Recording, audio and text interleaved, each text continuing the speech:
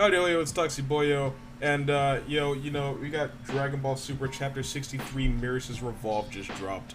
I tried to read it on Manga Doom, wasn't there yet, so I had to go ahead and hop over to Viz. The reason I don't read my manga on Viz is because I don't want to have to pay for manga, especially because I don't read much manga. So hopefully I don't lose any subscribers over finding out that I pirate my manga. Sorry.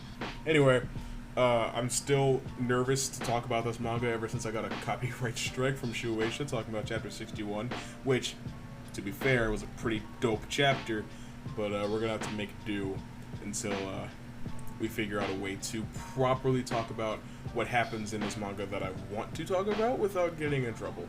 Last time we seemed to get away with it just fine, so we'll see what happens. So the highlights of this chapter, it's mostly just Merus laying the smackdown on Moro, which is what we pretty much all knew was going to happen at the end of last chapter when he showed up in the first place. He's an angel.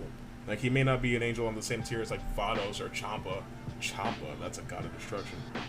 Vados or Whis, but he's still an angel, so there was very little chance of Moro beating him. We were just worried of how long is it going to take before Merus is punished for meddling in the affairs of mortals. Which, the answer is about 30 pages. He does not last very long after he starts fighting Moro.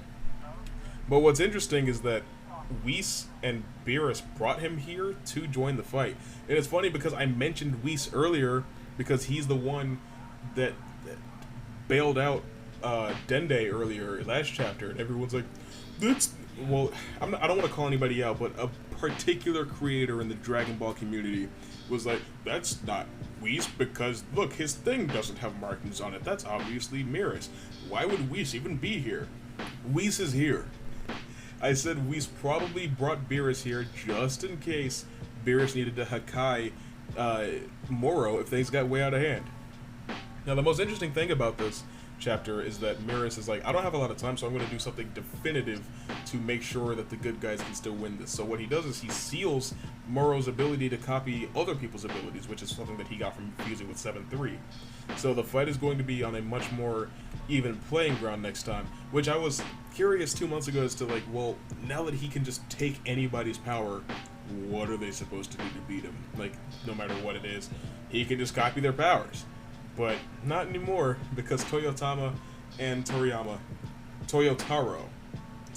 is a part of the Tsushima island in the game. Anyway, Toyotaro and Toriyama thought of that, and so you get a pretty good, pretty satisfying answer to that very question. Now, Goku is the first one to be healed by Dende, so of course he's concerned about Merus' safety, so he jumps right in the fight.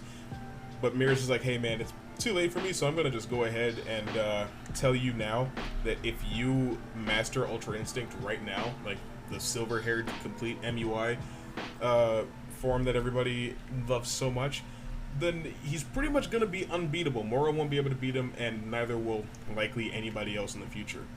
Which is interesting to me. I don't know if I exactly like the sound of that. Because that means if he, I don't know, ever has to fight Broly again, he could just womp, womp, womp, womp, womp, womp, womp, womp, and Broly's probably going to lose instantly. If he fights Jiren again, same type of situation, no matter who he fights in the future, it makes it seem like he's just going to be able to pop Ultra Instinct and win the fight. And that means that I won't get to see Super Saiyan God anymore, and I don't like the sound of that at all. Furthermore, though, Merus gives it, like, a speech about how even though he's an angel, he's not, well, because he's an angel, he's not supposed to meddle in the affairs of mortals, but because he's been around, you know, the humans for some time, he's beginning to, or because his time on the Galactic Patrol has instilled him with a sense of justice, and his time around the humans has made him love the universe and the galaxy that he lives in. So when he starts fading out of existence, and Jocko was like, hey man, you're fading out of existence, and, oh, I didn't even notice that. Moro shot a beam at him, and Merus just phased straight through it because he's intangible now. That's cool. But, he takes him out, but, like, before he goes away, he gives a strange callback to, Android 16, and before he dies, he says, I've come to love this galaxy, this universe full of excitement. Please protect it all. and then he fades away. And if that doesn't give you Android 16 like protect the plants and the animals I love so much type of vibes, that's you probably just haven't been consuming Dragon Ball for very long. But that was the very first thing I thought of, and then the final panel of the chapter is the same type of aesthetic as when he went Super Saiyan on Namek. So what I'm expecting is something beyond the realm of Ultra Instinct that we're already accustomed to, that we've already come to know over the last 2 years. I'm expecting something more dynamic, I guess. Don't get me wrong, I'm not saying he's going to combine Ultra Instinct with Super Saiyan. I don't think he can. He's immortal. He'd probably explode if he did something like that. But I do think we're going to get something better than we've seen last time. Maybe something more acclimated to his body. Maybe something he can maintain for longer than a minute before he almost dies, like in the Tournament of Power. Something that would make Ultra Instinct, I guess, more unique to Goku than from the Angels. And something that would, I don't know, sell probably some more toys. I don't know when the anime is going to come back, because that's the thing, is a lot of people are saying, well, they got to wait for some arcs to get finished in the manga before the anime can come back. Why? When the anime and manga started at the same time, and they have almost nothing to do with each other. The events of one are wildly different than the other. Remember in the anime when Gohan beat Kefla, or in the anime when Goku pulled out the Hakai on Zamasu? It didn't happen. That's manga exclusive stuff.